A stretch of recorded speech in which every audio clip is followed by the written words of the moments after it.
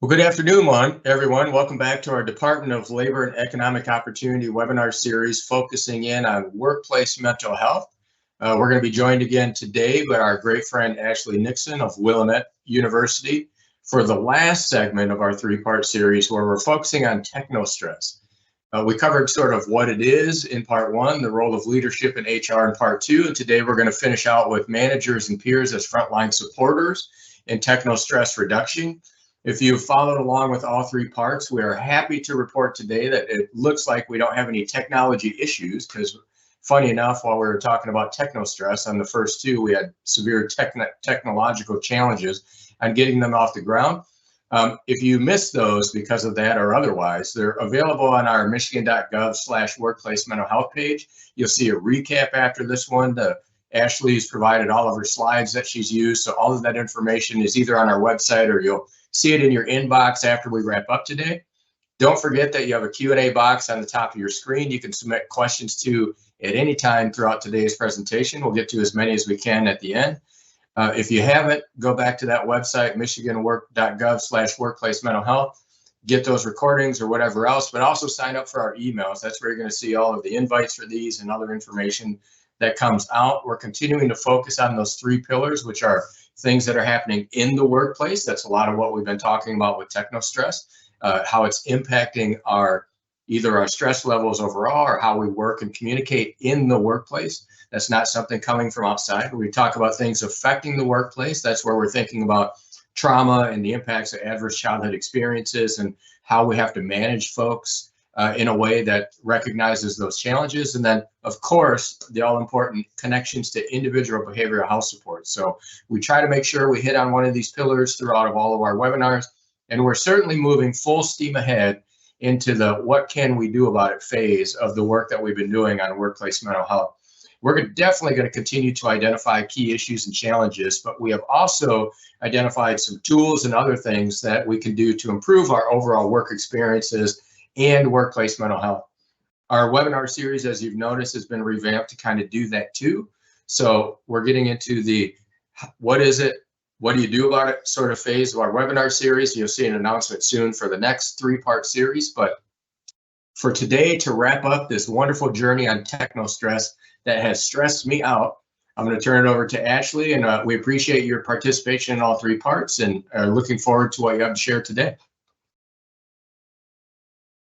Hello, and thank you all so much for joining me today. I'm delighted to get to talk to you.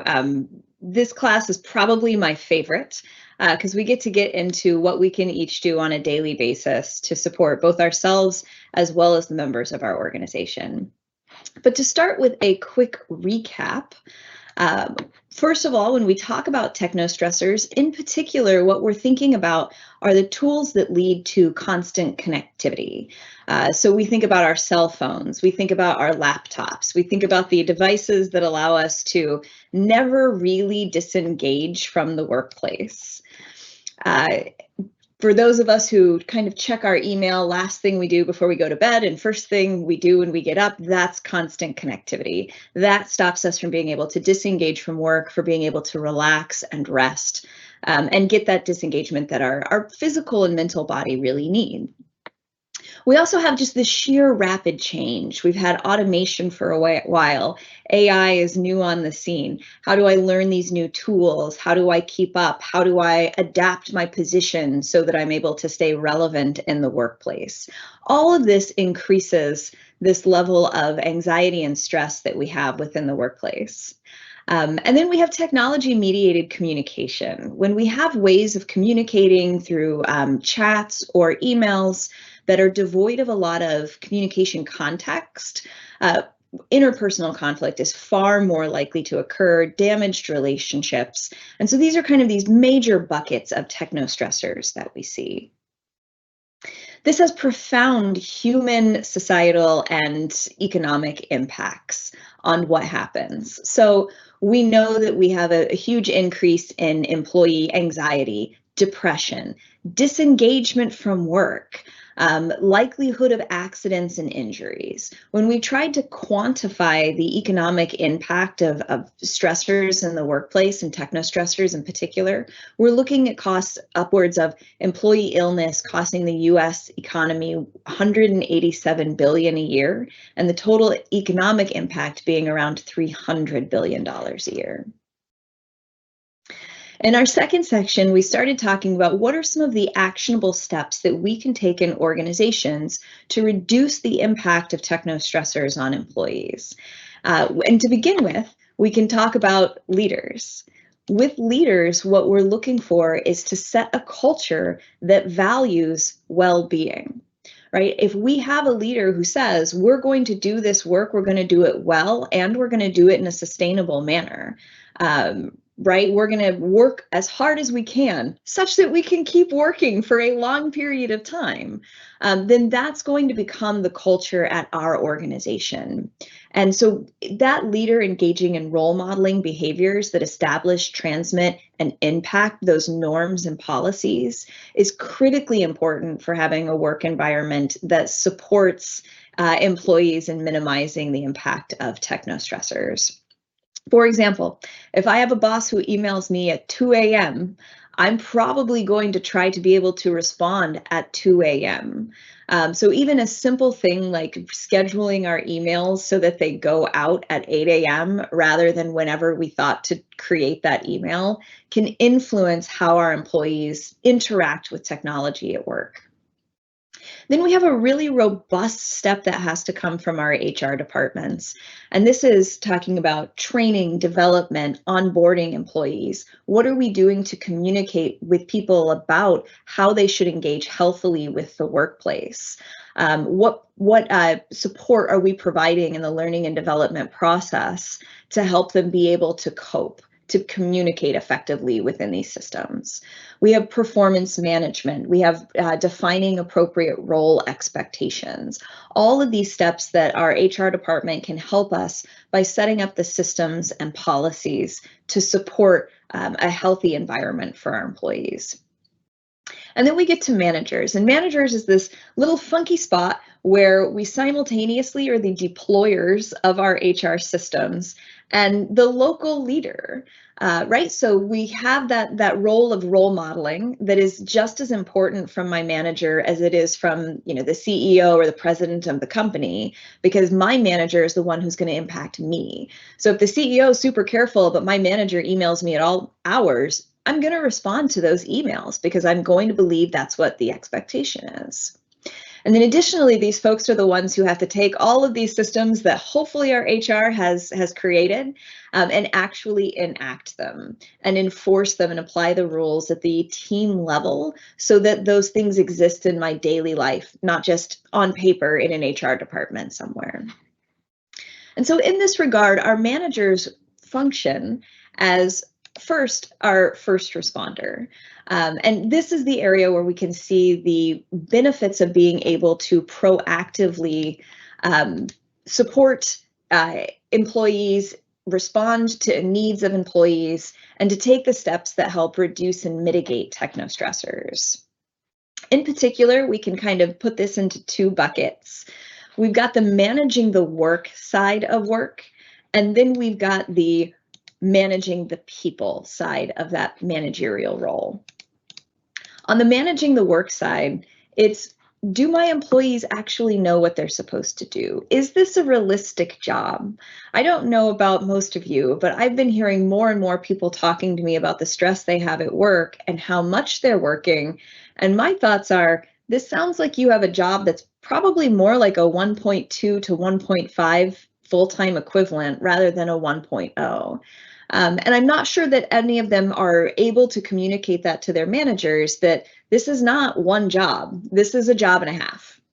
And so making sure that we as managers are as in touch as we need to be with our employees, that they understand what they're supposed to do, and that we also understand if we've given them a reasonable job to do. We also have the direct and motivate our employees, right? This involves both the initiating the structure around how we're going to do work, as well as developing the relationships with our employees such that we're able to touch base with them and give them the nudges that they need to continue being successful. And then, of course, managing the workload and resources for our teams, making sure we have what we need to do to get done what we need to do, and that work is reasonable. On the other side, there's this kind of cultural aspect, right? And here's where we kind of have those things that we definitely typically ascribe to leaders, but we as managers have to do them. This is, how do we build a successful, positive work team? How do we help facilitate those positive relationships? How do we ourselves role model behaviors that are going to lead to better relationships and better health and mental health outcomes for our employees? And then when we have employees who we know are impacted, how do we support them? We'll talk about some specific skills later. Next, we have this kind of facilitator role that we engage in with our employees. And here in particular, this is where we might coach employees. Here are things that I see you doing that I think you could be doing more effectively, or here's things that you probably need to stop doing for your own mental health and well-being. If I have someone emailing me at 2 a.m., I want to reach out to them and say, why were you emailing me at 2 a.m.? Go to bed, turn your work phone off. We also might want to think about if we have conflicts that arise on our team because of technology-mediated communication, working with those folks, potentially mediating those conflicts to try to make sure that we can move forward with positive team relationships and behaviors. And then finally, we've got the regulator side of things. Again, we are the ones who have to apply those rules from HR. And so I'm doing performance managements. I'm addressing underperformance. I'm potentially managing people out of the role or out of the organization. And so to be able to do that while integrating needs around work stress is really important, right? And so this might be people who act up in the technology-mediated environment and behave inappropriately, who I have to take disciplinary action with. And it may be the people whom I need to use some kind of lever to signal to them that they need more disengagement and to take care of themselves. And this might be setting rules like, I don't want an email from you after 8 p.m. and before 8 a.m. For this amount of time. And making that into a performance plan improvement or performance improvement plan. Now, then we get to, what are these behaviors we're supposed to be role modeling? How do we do it for ourselves, and how do we help our employees do it? So here we've got, first, promote our personal resiliency, and we'll spend quite a bit of our time talking about that today. Second, we'll talk about the profound impact of being able to assume positive intent and why it's so critically important given technology-mediated communication. We'll talk about establishing work-life boundaries, the hows and the whys, and then using our available support systems. So when we think about personal resiliency, I want us to think about, this is something that impacts every part of us, and so we need to think about every part of us. We have our physical body, our mind and our thoughts, and then our emotions. And so we'll talk about some strategies we can use to be more resilient in each of these areas. For our body, for our physical body, this is foundational. If we don't do these things, chances of the rest of this working are pretty minimal. And these are simple things. You've probably been hearing about these since elementary school, if not earlier. But it is, I think, worth it to recap. We need rest. For most of us, our bodies need 7 to 8 hours of sleep a night. I know for me, when I'm tired, I don't make good decisions. I don't feel physically or mentally acute. I'm far more likely to get aggravated or frustrated. And so my cognitions are gone, my emotions are gone, and I eventually will get sick. And so I end up tanking everything just because I'm not able to rest. So making sure that we have adequate time to rest, right? That we're going to bed early enough that we can get enough sleep ends up being critically important. And it's interesting how many times I've actually troubleshot with people ways that they can redesign their evenings to try to get to bed earlier, just to help facilitate better rest. Next is exercise. This does not mean you have to become a gym junkie or a bodybuilder. It just means your body needs some physical activity. Walking 30 minutes a day, taking on some kind of regular physical activity. For a lot of us, lifting weights is really good for our bones as we age, but doing something that keeps our bodies a bit healthier and exercised. 30 minutes a day is a great target, but if you're just starting off, anything is better than nothing, right? Talk to people about, can we make this a walking meeting? What can we do that gets us up and moving 10, 20, 30 minutes a day, just moving? And then finally, nutrition, making sure that people have adequate nutrition. I should say, making sure that we have adequate nutrition, and then encouraging people. If you're someone who stops by fast food all the time, that's fine. Are there a healthier option on the menu that you can choose that's going to get more nutritional value into your daily life? I often do something where I just pick the least healthy habit I have nutritionally and try to substitute it for something slightly more nutritious. And I feel pretty good about that. But realizing for folks, if they come and talk to you about issues and their rest, their exercise, and their nutrition aren't there, it's going to be really hard for them to build any other resiliency skills. And so it's foundational. It's where we have to start. It feels silly to talk about because it's so basic and something we've heard about all of our lives, but it just is critical. Then we have our mind, and here's where we can start thinking about developing mental toughness. Now, mental toughness is changing the way that we think about negative experiences.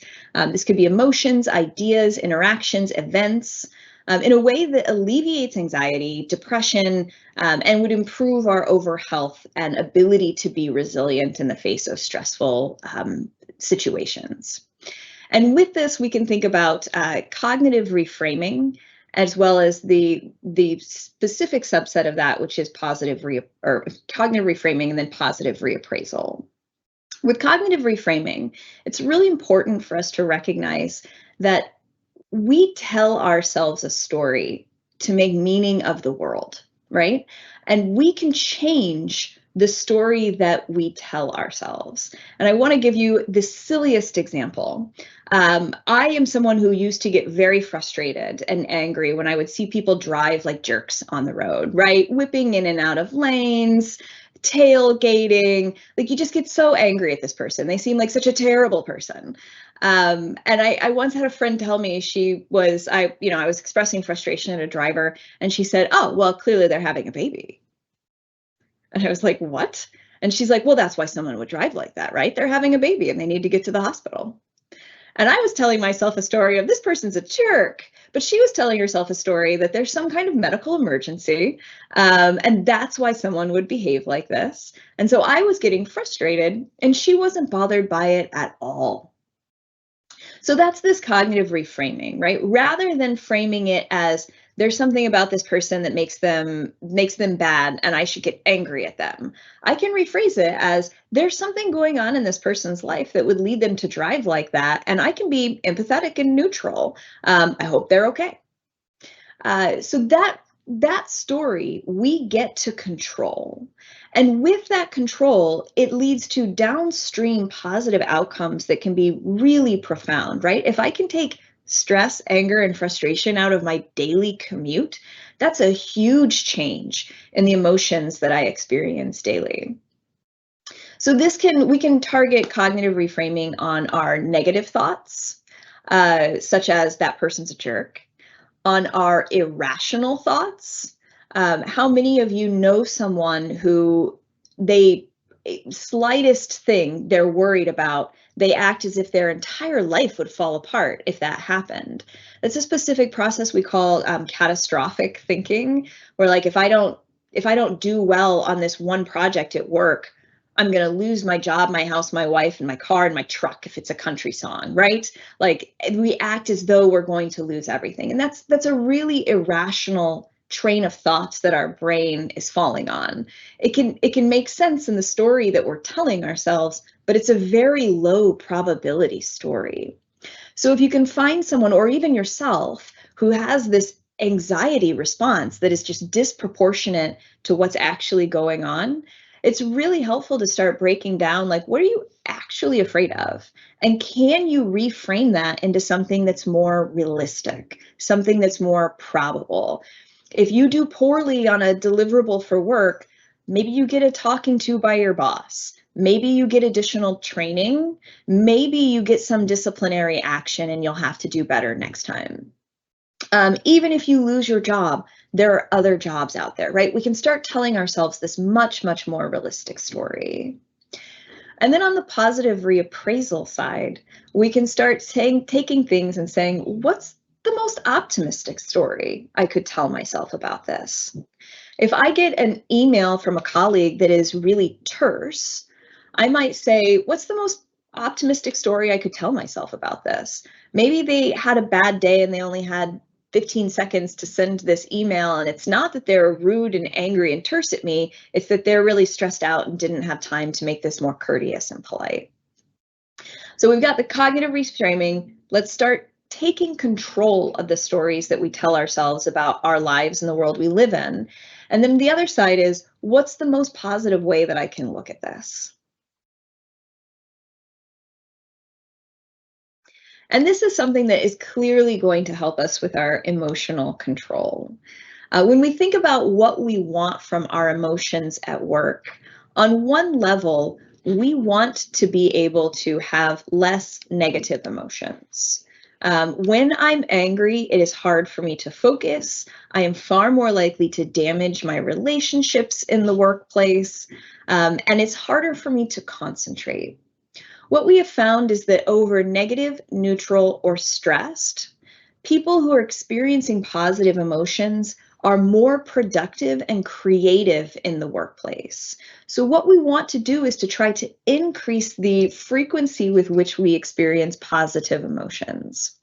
Now, positive emotions are activated, right? They engage our body and therefore they're tiring. So we also need to be able to recover.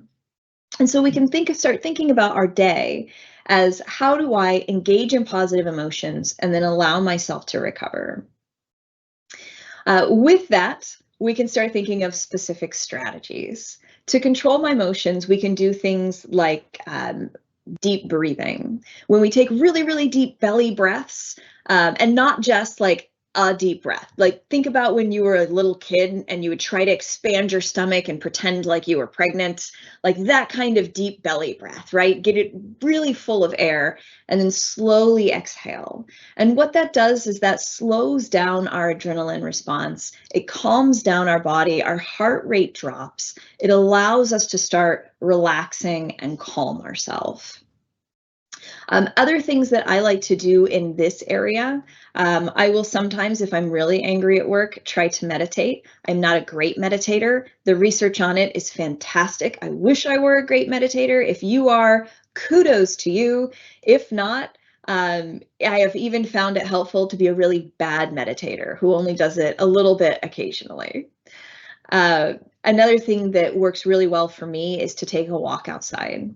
Right? These are things that help me center myself, let go of some of those negative emotions, and give me an opportunity to process that cognitive reframe and decide how I want to think about the world that I'm in and what just happened to me. And then on the other side, we want to increase positive emotions. And so here, I know that it's become a little bit more popular, but we can engage in a gratitude practice. And there's two sides of this. There's us recognizing the things in our life that we can be grateful for, and then there's expressing gratitude to others. I have a daily planner, and in it, I like to write down 3 things that I'm grateful for and 1 thing that I'm excited about every morning. This can range from big things, like I'm grateful to have my physical health, to small things, like I'm really grateful pretty frequently in the morning for caffeine. And then on the other side, we've got expressing gratitude. And this is a wonderful win-win because it helps improve our relationships. It makes the person we're talking to feel good, and it actually makes us feel really good. And so the more frequently we can express appreciation or gratitude to others, it's just this win-win-win scenario. where we get a lot of positive emotions, someone else gets a lot of positive emotions, and our whole team is going to be more functional, happy, and kind to each other because of it.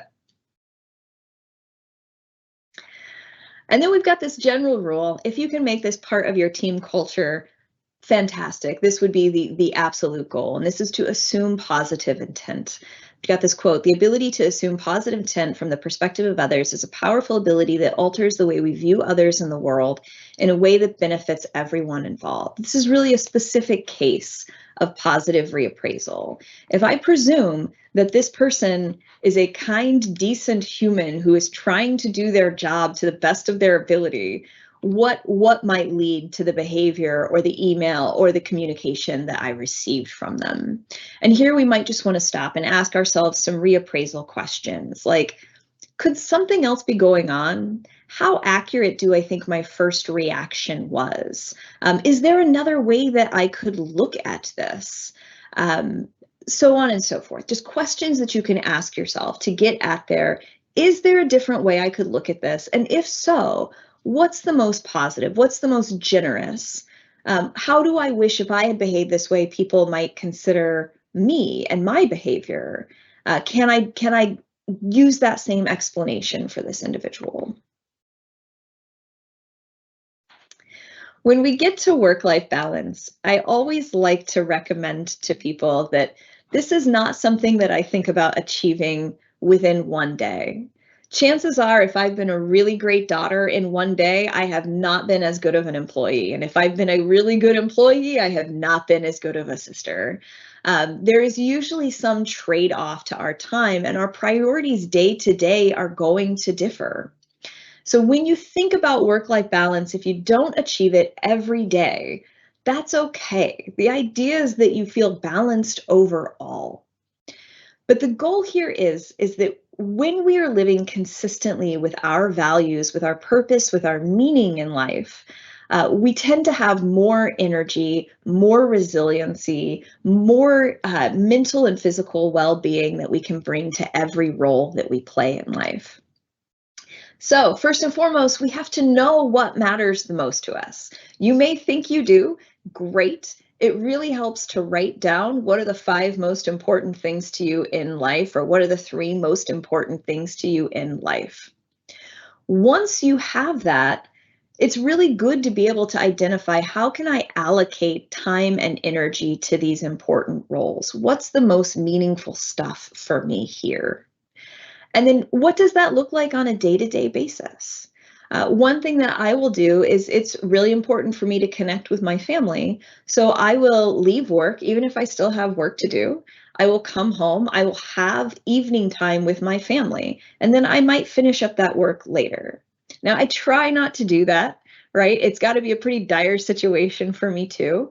But what I don't want to do is stay at work until I've missed all my opportunity to connect with my family that day and then come home, right? Living that ability to connect with my family every day is a really important part for me. So thinking through, what are those important things for you, and how can you make them daily habits? And then finally, identifying what it is that you do best and enjoy most about work. Right? We can really think about these as our strengths, right? Not just the things that we're good at, but the things that we love to do, the things that strengthen us to do. And trying to make that more a part of our daily role, talking to our bosses, our teammates, offering up these things, trying to get to the point where what we're doing the most is what we also do the best and like the most. And then finally, taking advantage of the support systems that we have. We have our family and friends, we have our colleagues and supervisors, and I think of these as kind of our first line folks. If I'm not doing well, I should be able to reach out to my colleagues and talk to them about how I'm not doing well. Do they have suggestions on how I could do better? Can I reach out to my supervisor for coaching?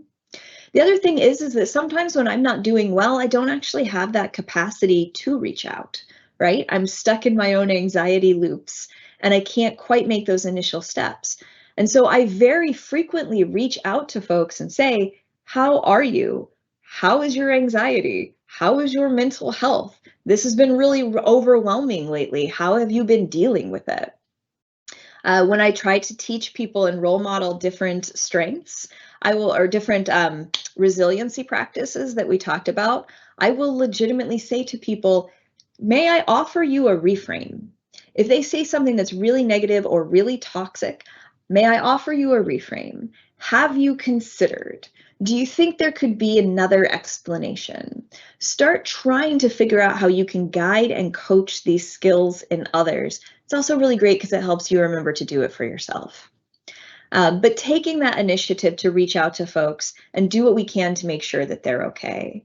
And then, of course, as needs grow higher, we want to be able to escalate to those abilities or those opportunities that we have within our organization.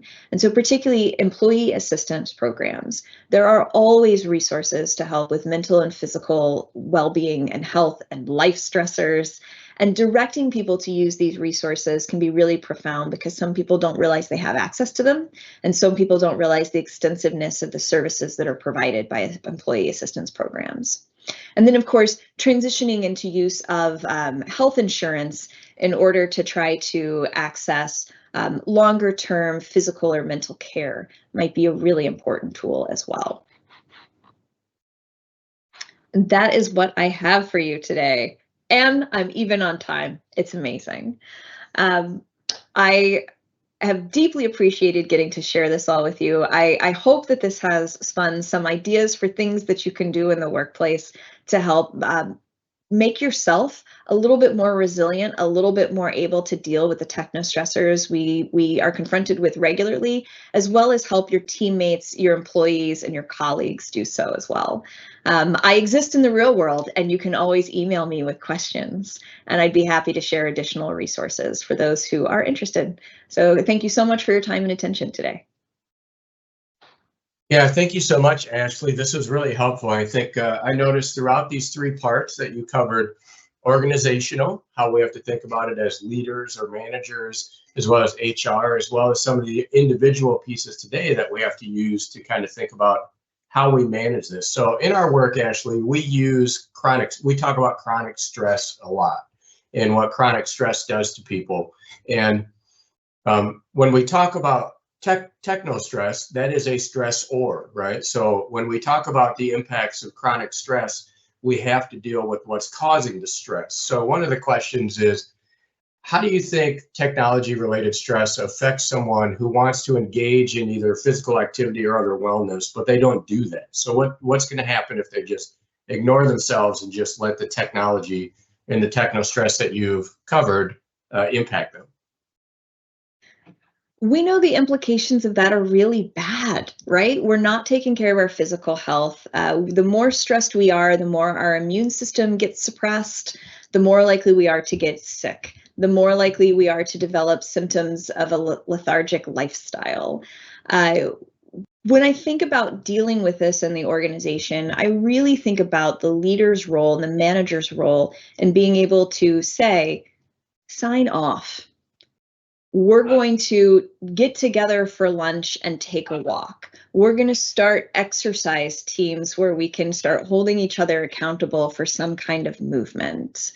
I've know there's studies where Google and I believe Ireland started locking up everyone's laptops over the weekends so that they weren't able to work from home. They had to disengage from technology.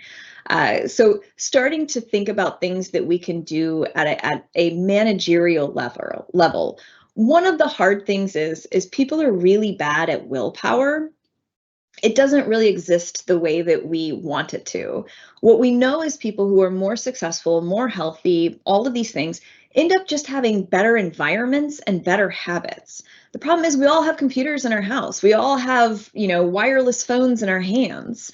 And so when we are in these environments where we're constantly using apps that are designed to keep our attention, engaging in work, getting emails at all times, we need that additional push to get us to disengage. Some of us can do it for ourselves, but for a lot of us, it's our manager setting that expectation that's going to make it real and meaningful enough for me to actually engage in that behavior.